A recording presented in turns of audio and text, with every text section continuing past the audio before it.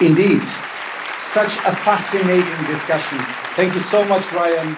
And we all look forward to have you around during the next 4 days of the Global Webit Impact Week with these 100,000 attendees, the biggest ever hybrid edition of Webit with 2 locations in Sofia and Miami. Our next presenter is, as most probably he will tell you, and we all know him as the originator of the fourth industrial revolution term. And he's going to be talking about cracking the code of planet, people, and profit. I would like to warmly welcome Henrik von Scheel. Henrik, can you tell us in 1 minute, what is the fourth industrial revolution? Hello, my name is Henrik von Scheel, and I'm best known as the originator of the fourth industrial revolution. Let me give you a 1 minute view on what the fourth industrial revolution is. The fourth industrial revolution is the colliding of 3 worlds together: the digital world, the physical world, and the augmented world, virtual world. So 3 worlds are colliding together.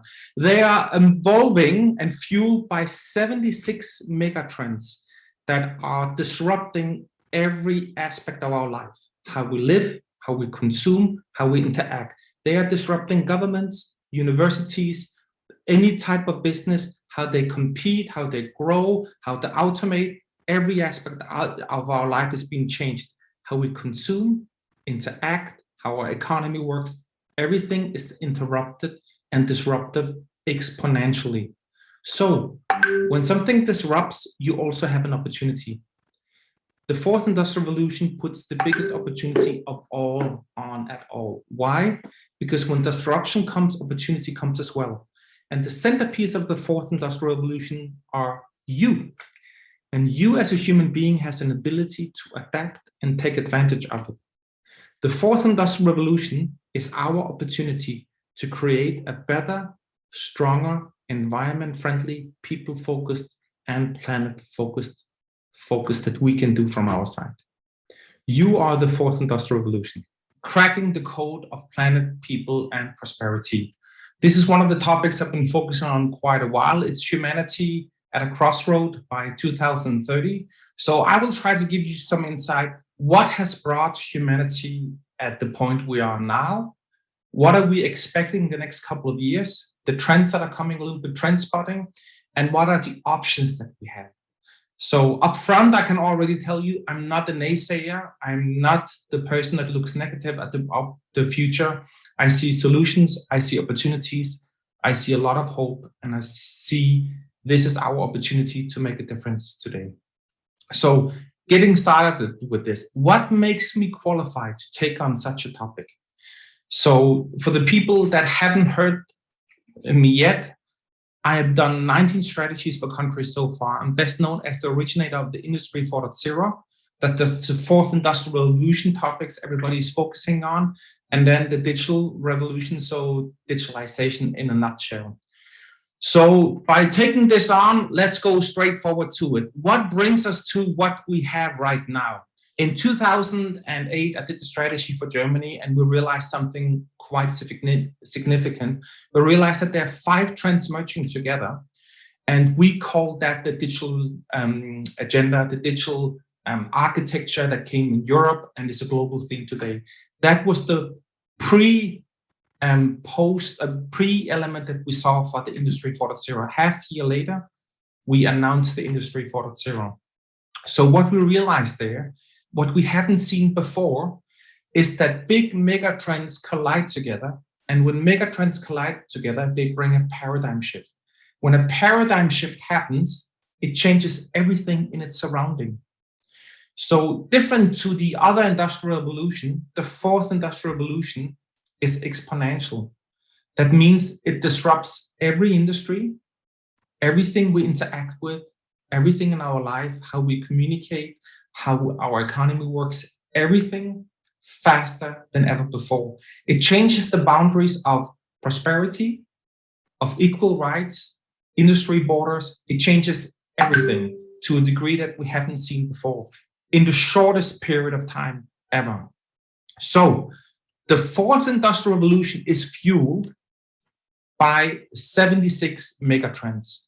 And most, when they hear that, they only know the red ones, which are the technology ones. This technology sets are 17 technology sets that are emerging in 3 different waves. We're just in the second wave, but they are the ones that are a hope for us where we can innovate our way out.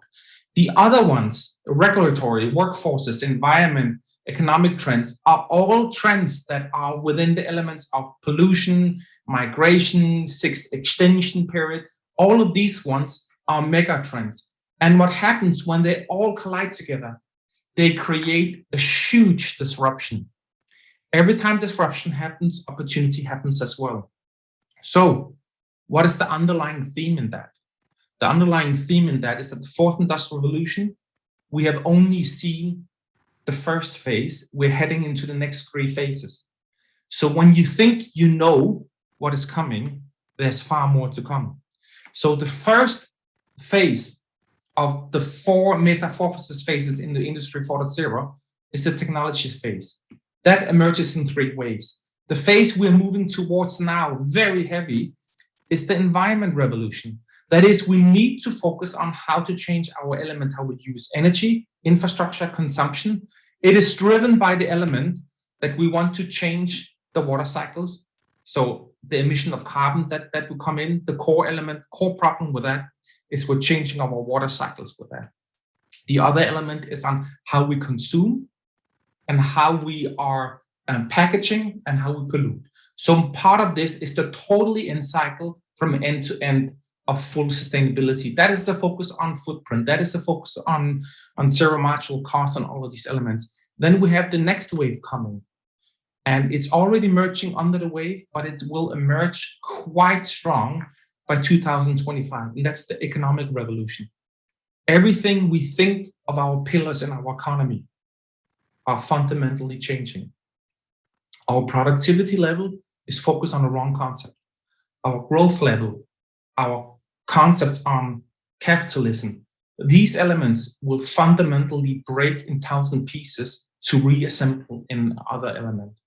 And then we have the last revolution, which is the reality revolution, mainly driven by quantum technology, cybersecurity, bioinformatics, and bioinformatics. So they will change our simple view on reality, on what we think, how things are working, and how we're creating reality. This is quite radical. So fundamentally, everything we know to be true is actually not really the same way. So why is it I'm focusing to talk about how to crack the nut on the 4th Industrial Revolution? The 4th Industrial Revolution is the driver for all these changes that are radical. So within that also resides the opportunity that we have within it. So when you look from Harrington, there were 2 main elements looked on. How are we using our resources, pollution, our food, our industrial input and productivity? And this curve has changed 2 times. What he's predicting very clear is by 2040, we are in trouble, not just a bit. I'm even pushing it forward. By 2030, we're in huge trouble. We're consuming 2 times the planet by 2030, right? We are extending by 2030 already 50% of our plant and animal species we have. The 6th extinction is very strong on us. We have a huge problem with our water cycle, right? We see that when 5 billion people will be affected of shortage of water by 2050. That means 2030, there will already be a shortage in the biggest amount of people, right? This all looks bad, and it is really bad. So what are the options we have, right? In reality, we only have 2 options. Either we do, because these problems were already known by 2071, either we do as we do since 2071, business as usual, we talk about it, but we do very little. Or we go into radical change. These are the only 2 options we have, because by 2030, there's a crossroad. A crossroad means this. We go one road, we cannot go back because then the time has passed, right? So we are that generation that makes the changes for the next generations to come. So with that, I believe that there's a simple solution to it, even more simpler than what we think. So what has been past challenges we had many years? Businesses is looking for profit. People are being used as workforce, and the planet is giving the resources, and we are the people that in between, right? So we are living in this element right here. The solution is very simple. We are focusing on how we can reset our balance in the planet. That means work and growth and natural resources can be in a balance when we think in our supply chain from the very beginning. We need to reset that we as human beings are not on the top of the pyramid. We are part of an ecosystem. Part of the ecosystem is we need to be part of the overarching system. So we have very simple elements we can do that, right? We put planet first. We have something unique as human beings. We have our ability to innovate. Since any industrial revolution, the human being has an ability to adapt to changes that are coming. That means our ability to adapt is our ability to innovate, our ability to transform, our ability to relate to each other. We have a very strong element of belonging. We are not separate from nature. We are part of nature. That is part of our belonging we all feel within it. If we keep our curiosity with what's happening in the planet, we will also find solution on how we as human beings can be balanced towards that in a very simplified way. Our ambition normally goes into the career path. This balance can be a balance between we can be part of a system and still make money to it.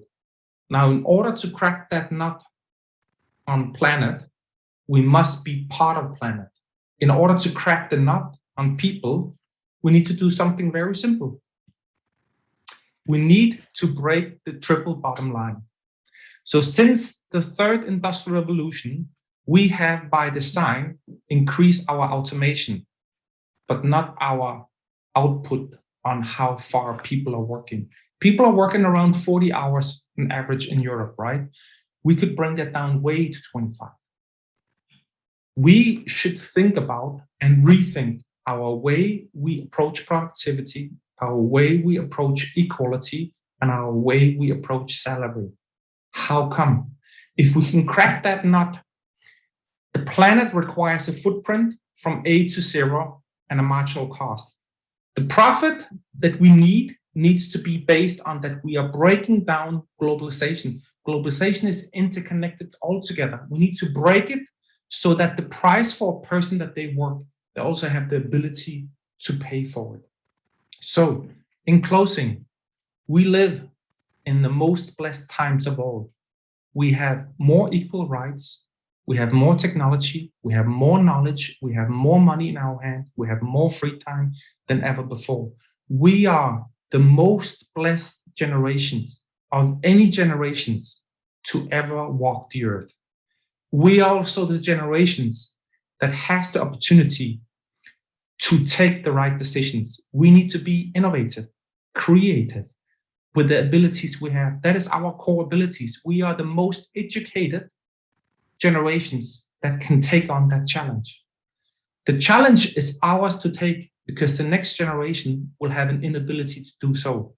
So the burden is high, but I believe that we can take on that challenge.